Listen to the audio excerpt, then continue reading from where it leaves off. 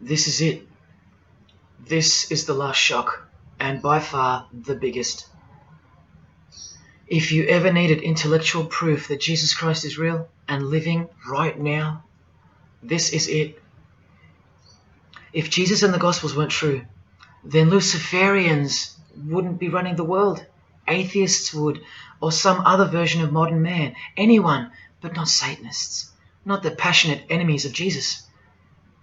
If Jesus wasn't real, then so-called Satanists would be scattered here and there over the world in little local covens by silly teenagers rebelling against society and living in their own la-la land with their own little make-believe devils, being make-believe rebels. But no, people who believe that Lucifer is God run the world from top to bottom.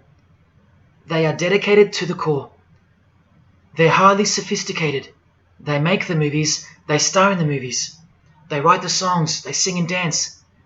They are worshipped as idols. They set trends, they live large, and they practice witchcraft, complete with sex magic and blood sacrifices. Why? Why do they do that? Why would they bother? Because witchcraft is real and has been since before civilization began, hidden from the vile multitude who have been stupefied by propaganda to the point that they don't believe in anything anymore. And who waged a war on witchcraft on your behalf? God did, the God of the Bible. If Jesus wasn't real, Luciferians wouldn't be building their paradise on earth. Atheists would. If Jesus wasn't real, Luciferians wouldn't be passionately hating him to the point of keeping their existence hidden under penalties of torture and death. Lo and behold, in the 21st century. Yes, if Jesus was a myth, Luciferians wouldn't be working overtime to inadvertently fulfill every prophecy that Jesus gave us. Can anybody read me? What part of Jesus foretold a worldwide cashless system, a worldwide government, and a worldwide religion do you not get? If Jesus wasn't real, why do former Satanists freely admit that only the true Christians are immune to witchcraft? They have no power over the disciples of Jesus. How is that possible? And what about this one that's been going around? If the Gospels were written by the Catholic Church in order to control people, then why didn't they include a pope in the scriptures? There's no pope here. Why didn't they include instructions to obey the priests? There's no priests in the New Testament, except for God himself and all his disciples. We're all priests. If the Gospels were an invention of the Catholic Church, why does Jesus say to call no man Father except your Father in heaven? Yet every priest holds the title of Father. If the Gospels were an invention of the Catholic Church to control people, why were only priests allowed to own a Bible and not the common people? Why did they burn William Tyndale at the stake, a Christian scholar who translated the Bible into English? Are you with me? Please help me understand how you don't believe in Jesus when even your enemies, the high-ranking Freemasons, think that you're stupid for not believing in Satan. There was the first shock, which was the fact that an international secret society exists at all, and that all people in power, prominence, celebrities, they're members of it. That was the first shock. The second shock was the oaths they take and the rituals they perform. Decapitated heads, brains exposed to the sun, drinking wine from human beings' skulls, all done by the people you respect the most. Pretty shocking if you have any brains left in your skull and heart left in your ribcage. The third shock was the reason they took the oaths and performed the rituals. And that reason is that the secret society they all belong to is in fact Satanism. The fourth shock was the details of witchcraft and the details of the new satanic age, the Saturnian kingdom, where billions are planned for death to pave the way for a spiritual and technological utopia. But do you know what the biggest shock of all is? The shock that surpasses all of them combined. It's Jesus.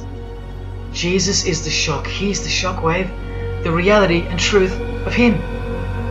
Because that changes everything. He changes everything. The greatest news you could never think up, that God left his abode to come here, a form of hell, manifest on earth, to be ridiculed and executed to save our sorry asses by taking a bullet for us. Don't worry, his second coming won't be so sacrificial. Better start fearing like you fear a cop and like you fear a judge. Oh, I know you tremble in front of them. But you don't fear God? Oh, how we love the darkness and sin.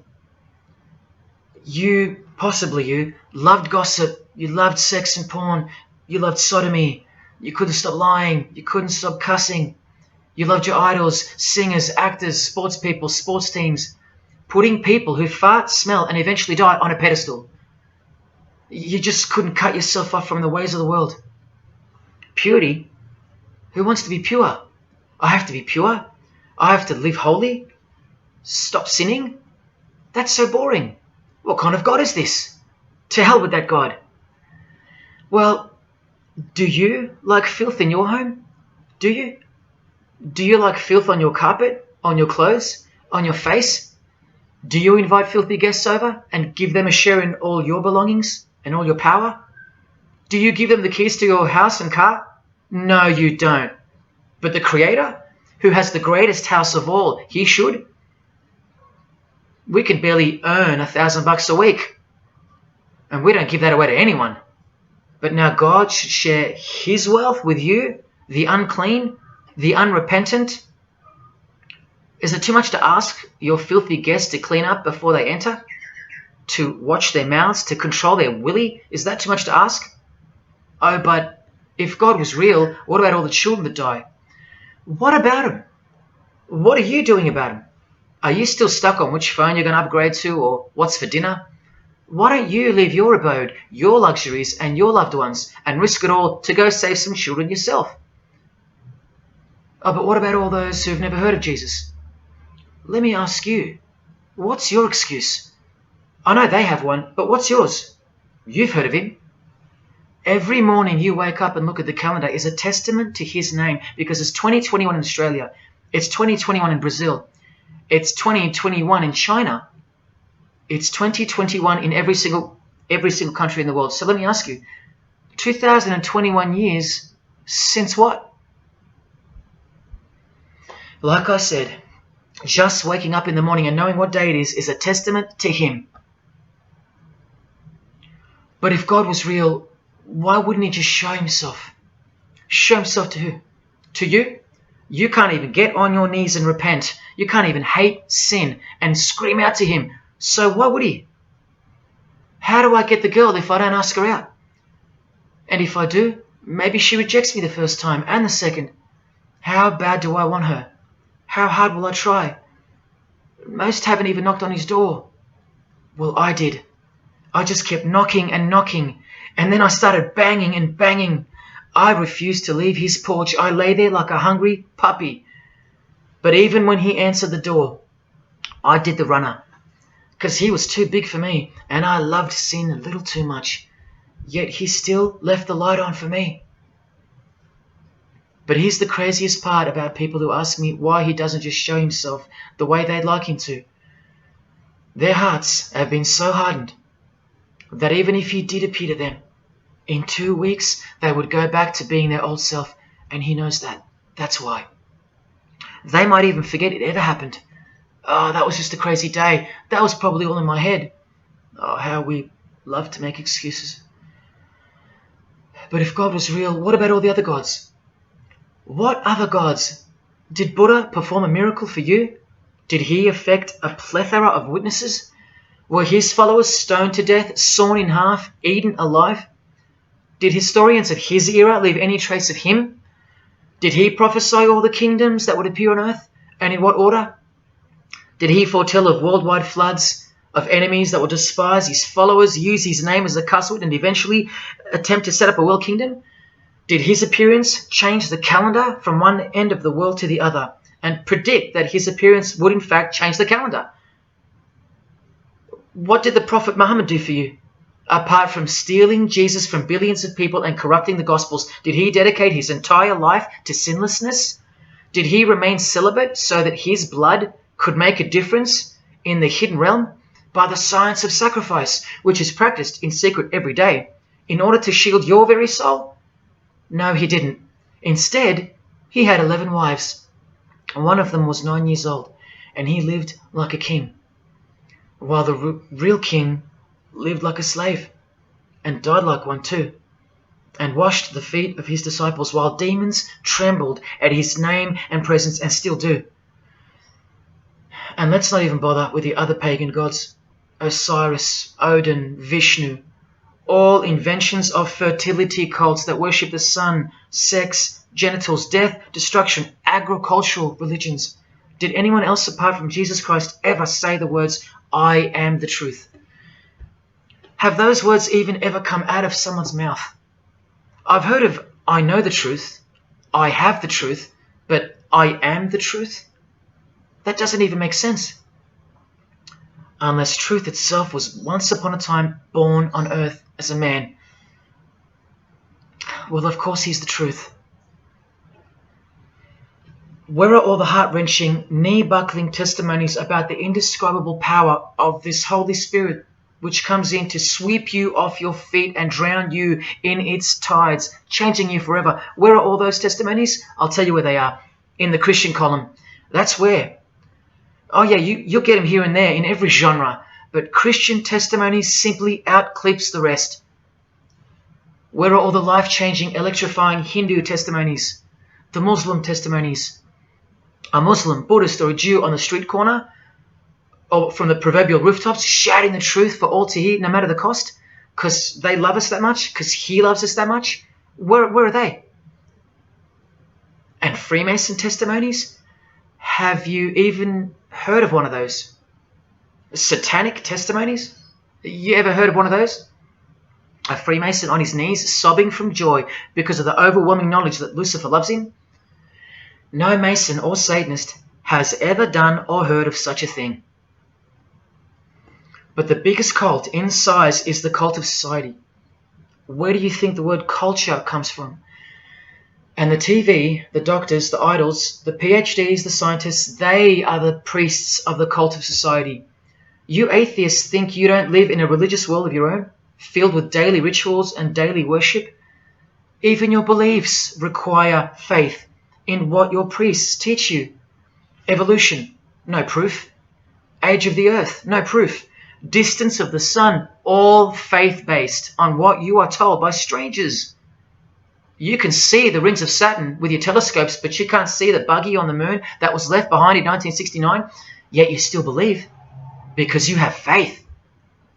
Don't you worry, no matter who you are, you live in a religious world, because life is religion. And if you're still in the "I'm not religious" category, think again. You all worship something or someone, and your religion is futile. But for you, for the one, whoever you are, remember the advantage that evil has over good. A little good doesn't destroy evil, but a little bit of evil destroys all good. See this glass of water? One single drop of poison is enough to render the whole lot useless or deadly. That means that 99% of the goodness and purity of that water amounts to nothing, all because of one single drop. The whole glass is evil.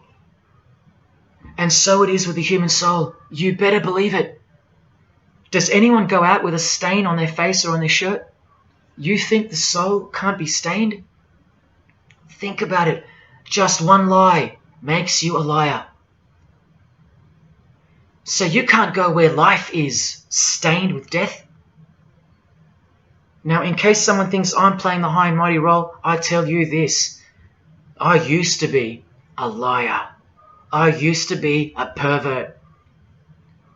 I used to be a drunkard. I used to smoke all kinds of poison. I used to have angry outbursts, use a filthy mouth, indulge in filthy humour. I used to. Past tense. But no more. He finally summoned me. He called my name for the last time. He took my dog, then my music. He took my band, broke it all, and broke me, flooded me clean. He sent for me. He woke me up from a deep sleep on a high-speed midnight highway with a whisper, an actual whisper in my ear, and only meters between me and a concrete wall with my name on it, because he knew I had it in me. I had it in me to lay it all down, risk everything, so I can take a stand for him, for the Gospels, and for you. Well, this is me taking a stand. Brothers and sisters, I did all this for just one person, and I'll be hated and mocked and worse maybe, so that that one, whoever you may be, will wage war on sin and believe. Don't let even one drop in. No matter what the distractions this evil world may place in your path, in order to bury itself and its poison in your heart, where it will take root and overpower the 99% goodness in you. Just like only a few find success in this world, even fewer will find the kingdom. It's far more difficult than winning X Factor, or making $1 billion, or reaching a 33rd degree of a secret society. It's as difficult as loving your greatest enemy. And that's just about impossible. But if you can figure out how to do that, then you've found the road to life. And I hope to see you soon. God love. Jesus wins.